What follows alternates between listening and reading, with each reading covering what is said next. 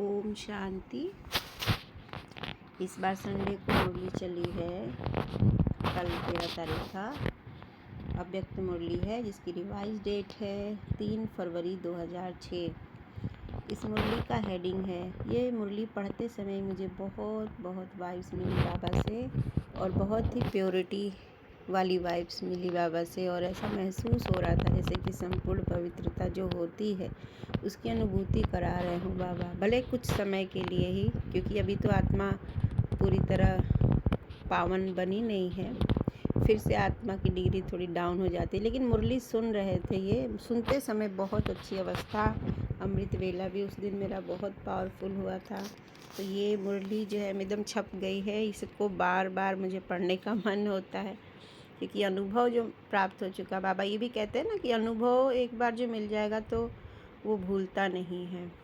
तो इस मुरली के साथ एक स्ट्रांग कनेक्शन मैंने फील किया है। इसको आज पढ़ने का मेरा मन भी हो रहा है। तो चलिए देखते हैं। इस मुरली का हेडिंग है, परमात्म प्यार में संपूर्ण पवित्रता की ऐसी स्थिति बनाओ जिसमें व्यर्थ का नाम निशान ना हो। बाबा ने इसमें यही कहा कि ये उम्मीद करते हैं बाबा कि ज़रा सा भी व्यर्थ आपके मन में, चित्त में नहीं आना चाहिए। हालांकि अभी ऐसा पुरुषार्थ या ऐसी स्थिति अभी तो बनी नहीं है। बड़े भाई बहनों की बन भी गई होगी, लेकिन हम लोगों की तो नहीं बनी है। तो बाबा ने कहा, आज बाप दादा चारों ओर के अपने प्रभु प्यारे बच्चों को देख रहे हैं। सारे विश्व के चुने हुए कोटों में से कोई इस परमात्म प्यार के अधिकारी बनते हैं। परमात्म प्यार ने ही आप बच्चों को यहाँ लाया है। यह परमात्म प्यार सारे कल्प में इस समय ही अनुभव करते हो, और सभी समय आत्माओं का प्यार, महान आत्माओं का प्यार, धर्म आत्माओं का प्यार अनुभव किया, लेकिन अभी परमात्म प्यार के पात्र बन गए। कोई आपसे पूछे परमात्मा कहाँ है तो क्या कहेंगे? हम सबको तो अनुभव हो रहा है बाबा का। ठीक है, दिन में भूलते भी हैं, लेकिन हम घड़ी घड़ी याद भी करते हैं, उनसे योग भी लगाते हैं, है ना। अतीन्द्रिय सुख की अनुभूति भी कर रहे हैं। तो हम क्या कहेंगे? परमात्मा बाप तो हमारे साथ ही है, हम उनके साथ रहते हैं। परमात्मा भी हमारे बिना रह नहीं सकता और हम भी परमात्मा के बिना नहीं रह सकते। इतना प्यार अनुभव कर रहे हो? बाबा पूछ रहे हैं। बाबा ने आज अपने प्यारे बच्चों को याद किया है, जो प्यार में लवलीन रहते हैं, जिनको एक बाप से प्यार है ना। जिनको बाप से प्यार होगा ना, उनको अन्य विश्व की सभी आत्माओं से ही वैसा ही प्यार, वैसी ही शुभकामना, शुभ भावना होगी। कोई भी एक छोटी सी किसी की गलती हो या जज करते हैं, किसी में कमी कमजोरी हम नहीं देखेंगे। उसी दृष्टि से हम उन सभी आत्माओं के प्रति स्नेह रखेंगे। फलक से कहेंगे वो हमारे दिल में रहता और हम उनके दिल में रहते। ऐसे अनुभवी है ना? है अनुभवी? क्या दिल में आता? अगर हम नहीं अनुभवी होंगे तो कौन होगा? बाप भी ऐसे प्यार के अधिकारी बच्चों को देख हर्षित होते हैं। परमात्म प्यार की निशानी क्या है? जिसे प्यार होता है उसके पीछे सब कुर्बान करने के लिए सहज तैयार हो जाते हैं। तो आप सब भी जो बाप चाहते हैं कि हर एक बच्चा बाप समान बन जाए, हर एक के चेहरे से बाप प्रत्यक्ष दिखाई दे, ऐसे बने हो ना। बाबा कहते हैं सब कुछ न्यौछावर कर दे, तन मन धन समय श्वास संकल्प सब बाबा का, बाबा के डायरेक्शन अनुसार, श्रीमत के अनुसार होगा, तो मतलब बाबा के अनुसार है। बाप दादा की दिल पसंद स्थिति जानते हो ना। बाप के दिल पसंद स्थिति है संपूर्ण पवित्रता। इस ब्राह्मण जन्म का फाउंडेशन भी संपूर्ण पवित्रता है। संपूर्ण पवित्रता की गुह्यता को जानते हो। संकल्प और स्वप्न में भी रिंचक मात्र अपवित्रता का नाम निशान ना हो। बाप दादा आजकल के समय की समीपता प्रमाण बार बार अटेंशन खिंचवा रहे हैं कि संपूर्ण पवित्रता के हिसाब से व्यर्थ संकल्प भी संपूर्णता नहीं है। तो बाबा ने कहा जो संपूर्ण पवित्र होंगे, आत्मा हो जाएगी, तो हमें व्यर्थ भी नहीं खींचेगा, व्यर्थ में रुचि नहीं जाएगी, व्यर्थ निकलेगा ही नहीं। ये कह सकते हैं कि संकल्प में भी व्यर्थ उत्पन्न नहीं होगा। यह है संपूर्ण पवित्र आत्मा की निशानी। तो जो अभी हमें उस लेवल तक पहुंचना है, भले हमने बीच बीच में अनुभव भी किया होगा, लेकिन हम संपूर्ण पवित्र भी बने नहीं है। बहुत सारा हिसाब किताब भी खींचता रहता है ना। तो चेक करो, व्यर्थ संकल्प चलते हैं। किसी भी प्रकार के व्यर्थ संकल्प संपूर्णता से दूर तो नहीं करते।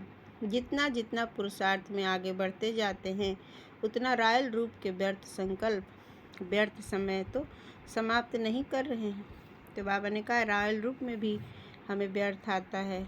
अच्छे पद पोजीशन में यहीं पहुंच जाएंगे अगर, मतलब ज्ञान में भी हमारे लेवल हाई हो चुका है अगर जिन भाई बहनों का, तो उनको अभिमान आ जाता है।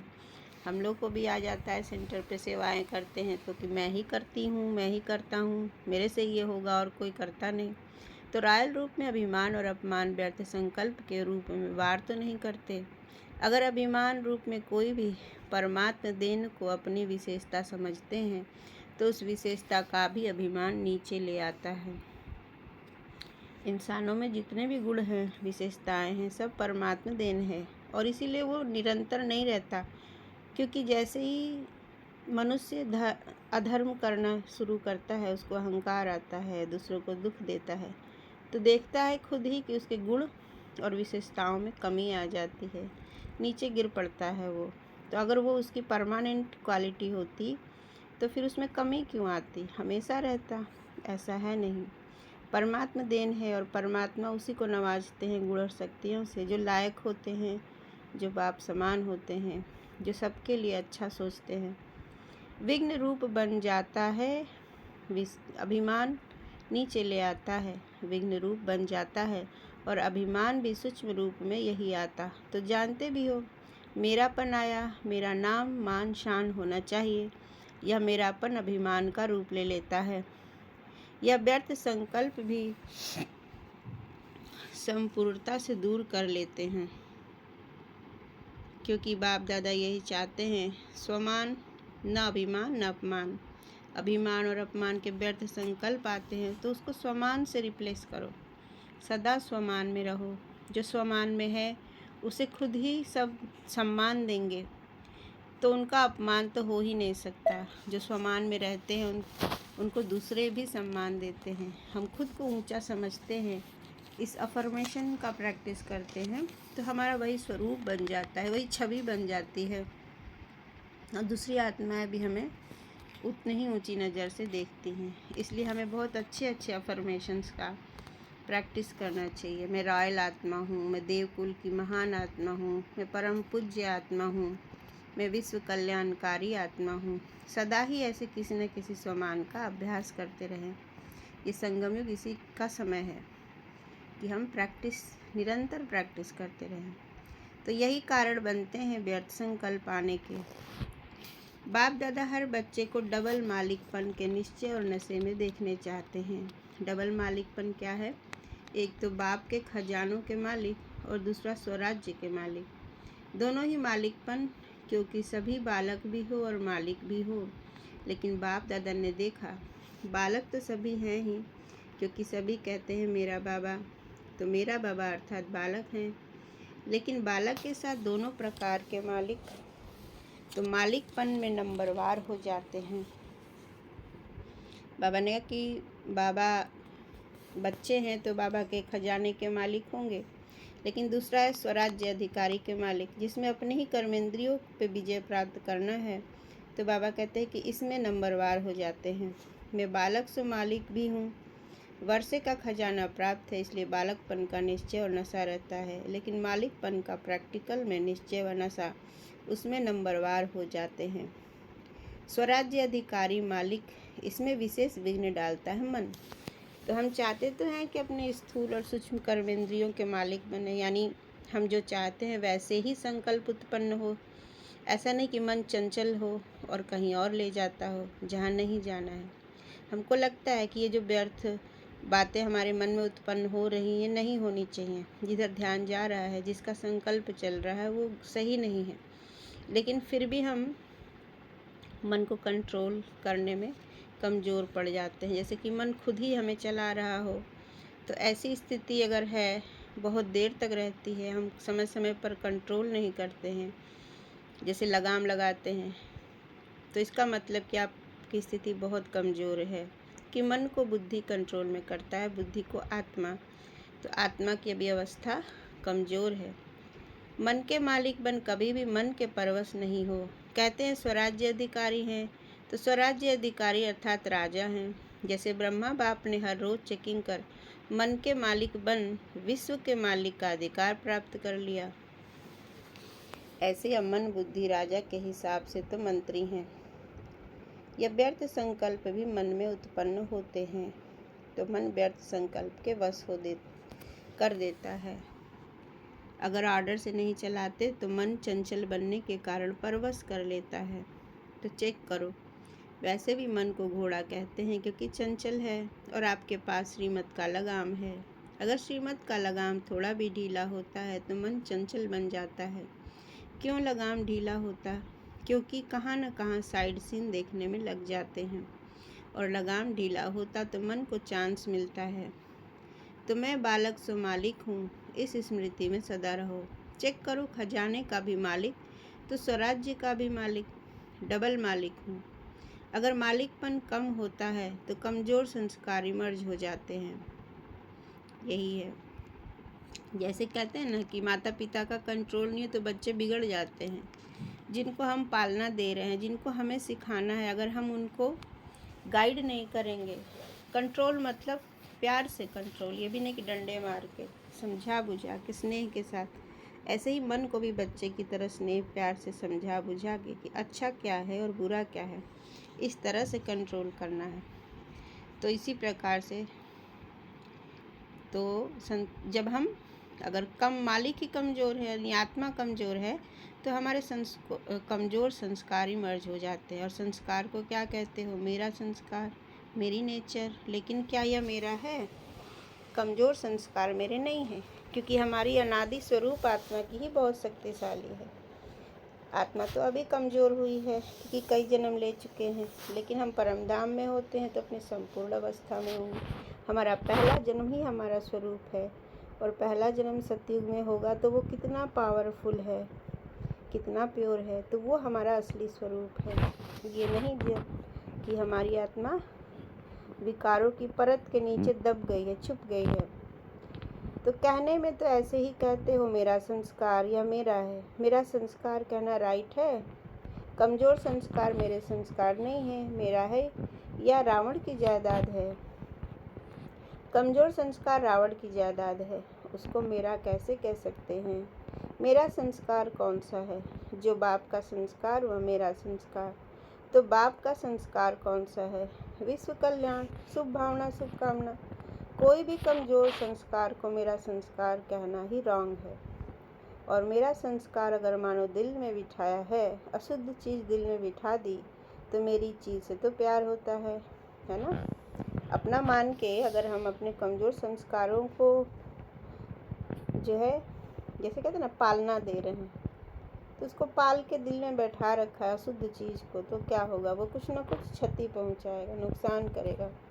तो मेरा समझने से अपने दिल में जगह दे दी है, इसलिए कई बार बच्चों को बहुत युद्ध करनी पड़ती है, क्योंकि अशुभ और शुभ दोनों को दिल में बिठा दिया है। तो दोनों क्या करेंगे? युद्ध ही तो करेंगे। मेरे संस्कार सदा ही श्रीमत अनुसार श्रेष्ठ संस्कार, प्योर पवित्र संस्कार ही मेरे संस्कार हैं। अशुद्ध संस्कार कभी भी मेरे संस्कार नहीं है।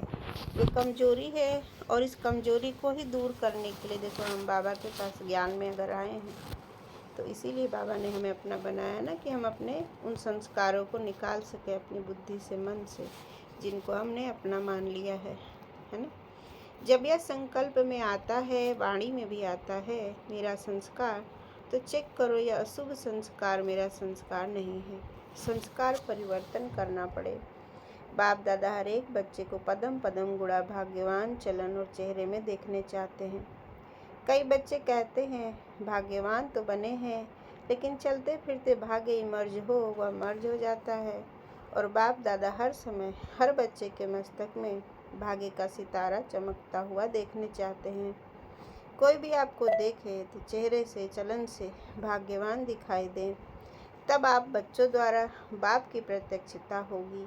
क्योंकि वर्तमान समय मेजॉरिटी अनुभव करने चाहते हैं जैसे आजकल की साइंस प्रत्यक्ष रूप में दिखाती है ना, अनुभव कराती है, गर्म का भी अनुभव कराती है, ठंडाई का भी अनुभव कराती है, तो साइलेंस की शक्ति से भी अनुभव करने चाहते हैं। कोई भी कहता है ना मेडिटेशन सीखें, सेंटर पे जाएं, तो उनको अनुभूति चाहिए। आत्मा को जब कुछ प्राप्त हो जाएगा, अनुभव हो जाएगा, तो बाकी कोई तर्क वितर्क करने की आवश्यकता नहीं होगी, क्योंकि ज्ञान तो अनोखा है, निराला है। ज्ञान सुनाते ही सब आश्चर्य में पड़ जाते हैं कि भाई शास्त्रों में कुछ और लिखा है, यहाँ कुछ और बता रहे हैं। लेकिन जब वो अनुभव कर लेते हैं कुछ खास, कुछ विशेष, उनकी आत्मा तक टच हो जाता है, तब वो भी तर्क वितर्क क्या, वे सवालों से भी परे उनको समझ में आ जाता है कि भगवान यही है। और फिर मुरली में तो गुह्य गुह्य बातें, इतने साल हो जाने के बाद भी कोई कोई बात नहीं समझ में आती है। कभी कभी लगता है कि ये कैसे हो सकता है, वो कैसे। तो ये तो ज्ञान है, लेकिन हमें विश्वास हो चुका है कि परमात्मा पढ़ा रहे हैं, तभी हम इन सब बातों को स्वीकार कर लेते हैं ना। बुद्धि के तर्क से स्वीकार नहीं करते हैं। तर्क से कभी भी ये ज्ञान बुद्धि में नहीं बैठेगा, विज्ञान के आधार से भी नहीं बैठेगा। जब अनुभव करते हैं, परमात्मा में अनुभव कराते हैं, विचित्र विचित्र अनुभव, तब हमें ये विश्वास हो कि ये सारा ज्ञान बुद्धि में बैठता है कि हाँ, कहने वाला कौन है। अगर भगवान ही पढ़ा रहा है तो उसका एक एक वाक्य जरूर सत्य होगा। जितना जितना स्वयं अनुभव में रहेंगे तो औरों को भी अनुभव करा सकेंगे। बाप दादा ने इशारा दिया है कि अभी कंबाइंड सेवा करो, सिर्फ आवाज़ से नहीं, लेकिन आवाज़ के साथ अनुभवी मूर्त बन अनुभव कराने की भी सेवा करो। कोई ना कोई शांति का अनुभव, खुशी का अनुभव, आत्मिक प्यार का अनुभव। अनुभव ऐसी चीज़ है जो एक बारी भी अनुभव हुआ तो छोड़ नहीं सकते। सुनी हुई चीज़ भूल सकती है, लेकिन अनुभव की चीज़ भूलती नहीं है। वह अनुभव कराने वाले के समीप लाती है। सभी पूछते हैं कि अभी आगे के लिए क्या नवीनता करें, तो बाप दादा ने देखा सर्विस तो सभी उमंग उत्साह से कर रहे हो, हर एक वर्ग भी कर रहा है। आज भी बहुत वर्ग इकट्ठे हुए हैं ना, मेगा प्रोग्राम भी कर लिया, संदेश तो दे दिया, अपना उल्हना निकाल लिया, इतनी मुबारक हो। लेकिन अब तक यह आवाज़ नहीं फैला है कि यह परमात्मा ज्ञान है। ब्रह्मा कुमारियाँ कार्य अच्छा कर रही हैं, ब्रह्मा कुमारियों का ज्ञान बहुत अच्छा है, लेकिन यही परमात्मा ज्ञान है, परमात्मा कार्य चल रहा है, यह आवाज़ फैले। मेडिटेशन कोर्स भी कराते हो, आत्मा का परमात्मा से कनेक्शन भी जोड़ते हो, लेकिन अब परमात्मा कार्य स्वयं परमात्मा करा रहा है, यह बहुत कम अनुभव करते हैं। आत्मा और धारणाएं यह प्रत्यक्ष हो रहा है। अच्छा कार्य कर रहे हैं, अच्छा बोलते हैं, अच्छा सिखाते हैं, यहाँ तक ठीक है। नॉलेज अच्छी है, इतना भी कहते हैं, लेकिन परमात्मा नॉलेज है, यह आवाज़ बाप के नज़दीक लाएगा।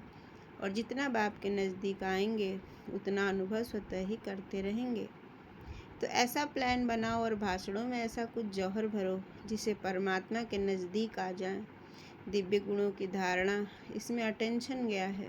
आत्मा का ज्ञान देते हैं, परमात्मा का ज्ञान देते हैं, यह कहते हैं, लेकिन परमात्मा आ चुका है। परमात्मा कार्य स्वयं परमात्मा चला रहा है। यह प्रत्यक्षता चुंबक की तरह समीप लाएगी। आप लोग भी समीप तब आए जब समझा बाप मिला है, बाप से मिलना है। स्नेही मेजॉरिटी बनते हैं, वह क्या समझ के। कार्य बहुत अच्छा है। जो कार्य ब्रह्मा कुमारियाँ कर रही हैं वह कार्य कोई कर नहीं सकता। परिवर्तन कराती हैं, लेकिन परमात्मा बोल रहा है, परमात्मा से वर्षा लेना है। इतना नज़दीक नहीं आते, क्योंकि अभी जो पहले समझते नहीं थे कि ब्रह्मा कुमारियाँ क्या करती हैं, क्या इन्हों की नॉलेज है, वह समझने लगे हैं। लेकिन परमात्मा प्रत्यक्षता अगर समझ जाए कि परमात्मा का ज्ञान है तो रुक सकते हैं क्या? जैसे आप भाग कर आ गए हो ना, ऐसे भागेंगे?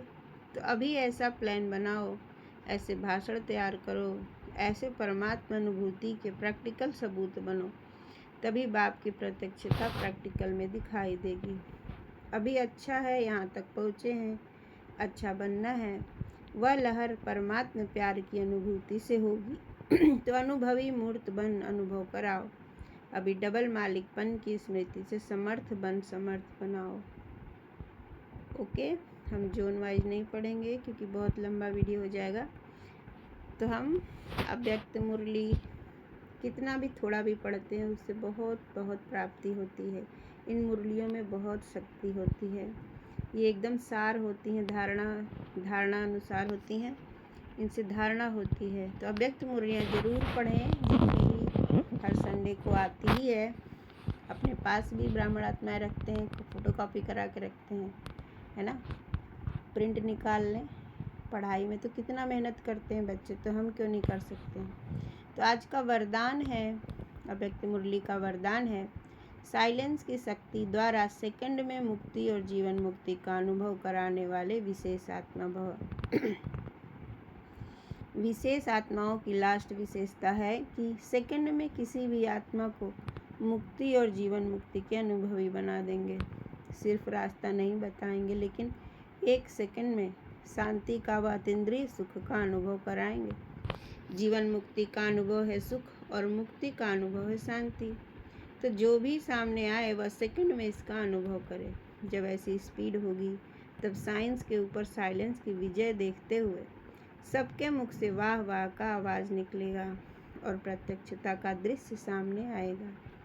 आज का स्लोगन है, बाप के हर फरमान पर स्वयं को कुर्बान करने वाले सच्चे परवाने बनो। अव्यक्त इशारा है, संकल्पों की शक्ति जमा कर श्रेष्ठ सेवा के निमित्त बनो। अभी जैसे वाचा से डायरेक्शन देना पड़ता है, ऐसे श्रेष्ठ संकल्प से सारी कारोबार चल सकती है। साइंस वाले नीचे पृथ्वी से ऊपर तक डायरेक्शन लेते रहते हैं, तो क्या आप श्रेष्ठ संकल्प की शक्ति से सारी कारोबार नहीं चला सकते हो। जैसे बोल करके बात को स्पष्ट करते हैं, वैसे आगे चलकर संकल्प से सारी कारोबार चलेगी। इसके लिए श्रेष्ठ संकल्पों का स्टॉक जमा करो। Thank you. ओम शांति।